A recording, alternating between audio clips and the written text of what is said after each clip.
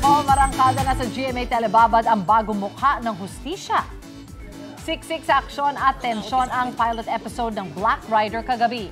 Nagsimula ang storya sa pagkidnap sa isang teacher at isang estudyante. At ilang estudyante, ginampanan ni Carla Abellana ang role na teacher. To the rescue si Black Rider played by Ruru Madrid na hindi inatrasan ang paikipagbakbakan sa grupo.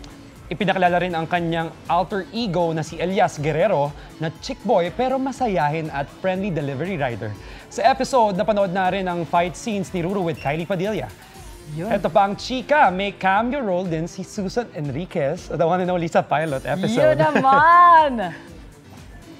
Ito na yung... Mauna ka sa mga balita. Bisitahin at mag-subscribe sa GMA Integrated News sa YouTube. Sa mga kapuso abroad, samahan nyo kami sa GMA Pinoy TV at sa www.gmanews.tv.